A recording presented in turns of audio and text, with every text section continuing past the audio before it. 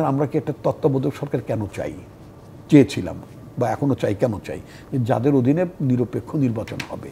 সবকিছুই ঠিক হয়ে যাবে যদি দেশ নির্বাচনের দিকে হাঁটে। এনসিপি বলেছে নির্বাচন বিরোধী আখ্যা দিয়ে সচেতনভাবেই এক ধরনের কলঙ্ক দেওয়ার চেষ্টা চলছে তাদের নামে। ছাত্র উপদেষ্টারা দীর্ঘ সময় ক্ষমতায় থাকতে চায় এমন একটি গুজব তৈরি করে নেতিবাচক ইমেজ তৈরি করছেন, একটি চক্রান্ত করে তাদেরকে এই দিকে পরিচালিত করা হচ্ছে। কারা তাহলে এই চক্রান্ত করছে? বিষয় চক্রান্তের বিষয় না, তো আপনি যেভাবে কাজ করবেন সেটার প্রতিফলন তো আপনার কাজের মধ্য দিয়ে হবে। এটা কোনো বিষয়টা চক্রান্তের বিষয় না। এগুলো সব কিছুই ঠিক হয়ে যাবে যদি দেশ নির্বাচনের দিকে হাঁটে। যেটা সেনাবাহিনী প্রধান বলেছেন যে দেশে একটা রাজনৈতিক কর্তৃপক্ষ, রাজনৈতিক সরকার দরকার।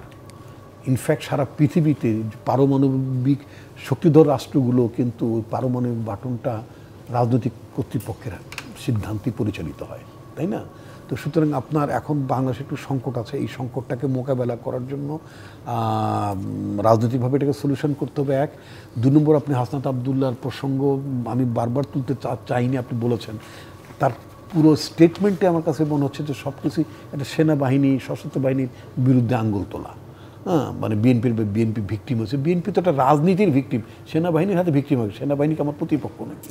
নগদ পেমেন্টে 500 টাকা পর্যন্ত ক্যাশব্যাক আর লেনদেনে প্রতিদিন ডিপ ফ্রিজ এবং ঘন্টায় ঘন্টায় এসি টিভি সহ দারুণ সব গিফট।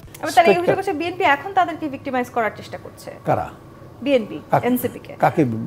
সেটা এখনো দলই তৈরি হয় না। তাকে আমি কেন, এখন তো দলই হয় না। দল করার জন্য মার্কা লাগে, মার্কার জন্য নিবন্ধন লাগে, তো অনেকগুলো ধাপ এখন পর্যন্ত ধাপে আসেনি কত।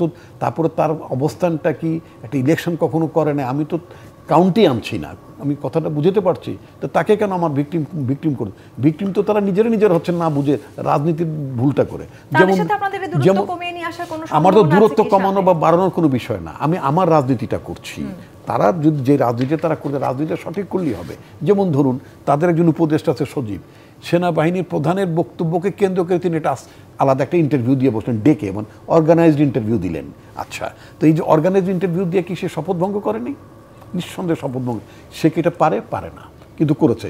তার তো উচিত ছিল তখনই মানে তার নিজের থেকে পদত্যাগ করা শপথ ভঙ্গের কারণে।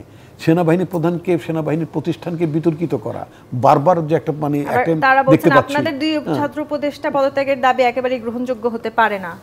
গ্রহণযোগ্য হতে পারে না, তাহলে আমি তো এই দাবি তুলতে চাই না। আমাদের ছাত্র দলে কি রাকিব আছে, আমাদের নাসির আছে, তো ওদেরকেও দুইজনকে আমার এখন পাঠাইতে হবে ইউনূস সাহেবের মন্ত্রিসভার ভাষ্য মানার জন্য। আমার দুজন ছাত্র দলের প্রেসিডেন্ট, সেক্রেটারি, তাদেরকে এখন বলতে হবে তাহলে ওদেরকে উপদেষ্টা বানাইতে হবে, আমাদের কিছু পাঠাইতে হয়, ওনাদের লোক পাঠাইতে হবে। এটা তো চলে না।